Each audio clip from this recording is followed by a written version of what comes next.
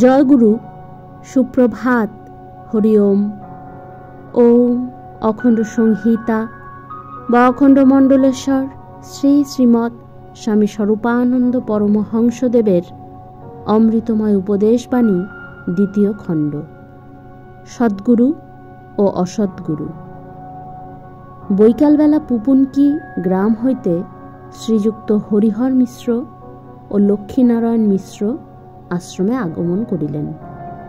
শ্রী শ্রী বাবামণি এবং সঙ্গীয় ব্রহ্মচারী এতক্ষণ বনের গাছ কাটিয়া আশ্রম কুটিরের সম্মুখ ভাগটা পরিষ্কার করিতেছিলেন। শরীর রোগ দুর্বল বলিয়া শ্রী শ্রী বাবামণি মাঝে মাঝে কুঠার ছাড়িয়া হাঁপাইতেছিলেন। হরিহরবাবু তাড়াতাড়ি আসিয়া শ্রী শ্রী বাবামণির হাত হইতে কুঠার ছিনাইয়া লইলেন এবং অভিমান বিসর্জন দিয়া নিজেই গাছ কাটিতে লাগিলেন। দেখা দেখি গ্রামিক আরও কয়েকটি লোক বৃক্ষছেদনে লাগিয়া গেলেন। সন্ধ্যার কিঞ্চিত পূর্বে বৃক্ষছেদন স্থগিত হইল।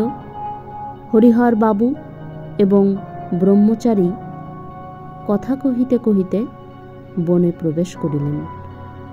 শ্রী শ্রী বাবামণি গ্রামবাসী একটি নবদীক্ষিত যুবককে লইয়া একখণ্ড প্রস্তরের উপরে বসিয়া কথাবার্তা বলিতে লাগিলেন। শ্রী শ্রী বাবামণি বলিলেন, সকলেরই একটা লক্ষ্য আছে, যা দিয়ে তাকে চেনা যায়। যেমন না বলে যে পরের জিনিস নেয় বা রাত্রিতে পরের ঘরে সিঁধ দেয়, তাকে বলে চোর।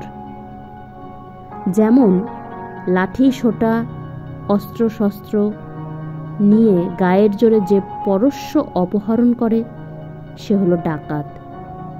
ঠিক তেমনি যিনি বুক ঠুকে শিষ্যকে বলতে পারেন, যেদিন দেখবি আমি তোর কল্যাণের বিঘ্ন হচ্ছি, ধর্মলাভের অন্তরায় হচ্ছি, ভগবানকে পাবার বাধা হচ্ছি, তখনই আমাকে ত্যাগ করে যাবি, তিনি হলেন সদ্গুরু। যিনি বলতে পারবেন, যেদিন দেখবি আমাকে ত্যাগ করলে তোর সাধন জীবনের গতি দ্রুত হবে, তুই সহজে পূর্ণতা লাভ করতে পারবি, সেদিন আমার প্রতি ভালোবাসা আছে বলে যেন পিছন তাকিয়ে চলিস না, তিনি সদ্গুরু। আর যিনি বলেন, আমায় ছাড়লে তোর অধোগতি হবে, আমাকে ত্যাগ করলে তোর নির্বংশ হবে, সর্বনাশ হবে, তিনি হচ্ছেন অসদ্গুরু। হরি ওম।